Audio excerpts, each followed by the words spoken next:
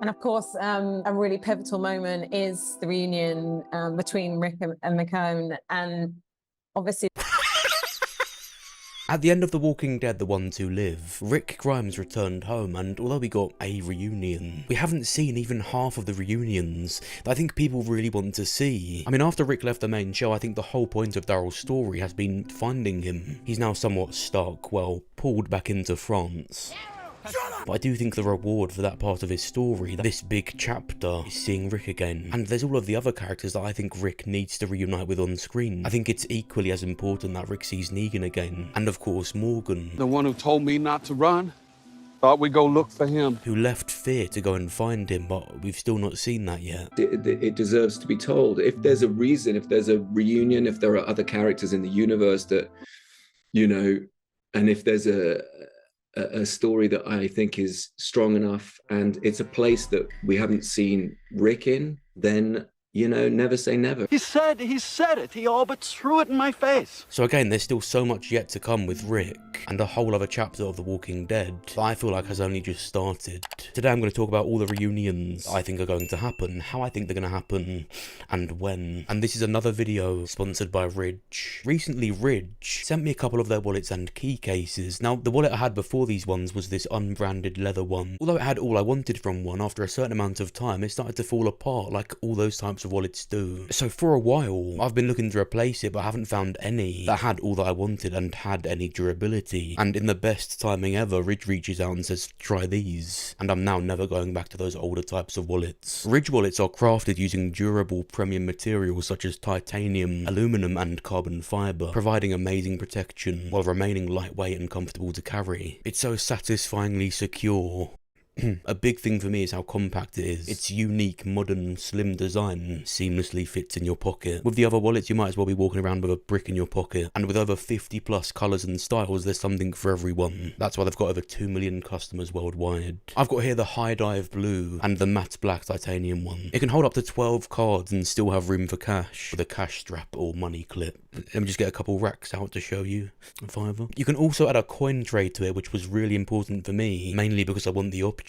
Like I said, those other wallets just don't bother, or when they do, it's not secure enough. And there's many other optional attachments like an AirTag holder. If that didn't already make it 10 times better than the normal wallet, it uses RFID blocking materials to keep your personal information safe and secure. Ridge also sent me 2 key cases which can hold up to 6 keys, and thanks to its sturdy material, there's no more noisy key jingling. It's tough material and a modern design, and just like the wallet to go with it, it easily fits into your pocket to help ensure your keys are always on you without being a bulky distraction.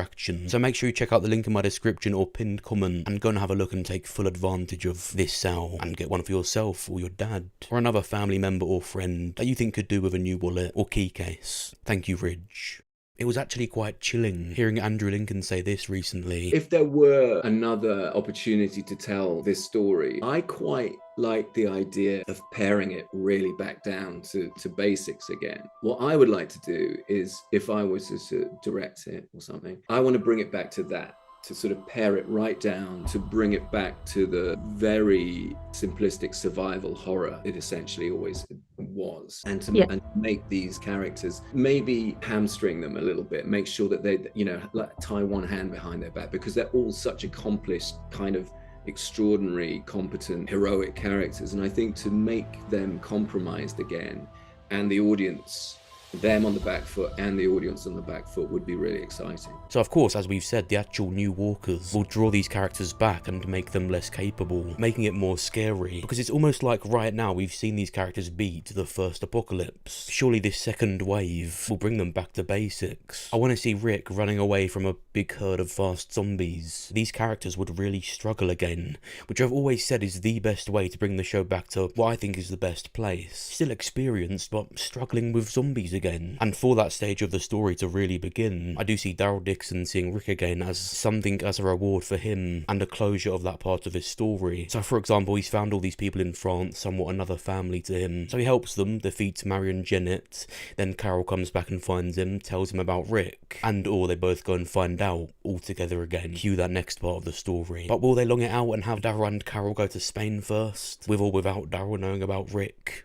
Probably, and I'm all for them doing that so long as it's good. Now with Negan, it's really interesting to me, and if it's not as bad or disappointing as Reunions in Fear, then I think it could genuinely be incredible. It's interesting with him because at the end of the day, no matter how many times he apologizes, helps the good characters, how many kids he saves or is soft with, the narrative is that he was the villain, and all that stuff he did has been following him around like a constant grey cloud. He's now been given the power to build up New York City and have something 100 times bigger than the Sanctuary. I think him having this second villain arc is really cool, so long as it doesn't render certain stuff useless or a waste of time. I think he's going to try and convince himself that it's better this time and that he can make it good, but I still think until that happens it will be bad and he's going to enjoy it. It's said in season 2 of Dead City him and Maggie will be fighting each other's groups, which I don't care about. I'm not interested in them reskinning conversations and storylines with Maggie and Negan. No matter how many people you put in between, they've still obliterated the Maggie character. Painful.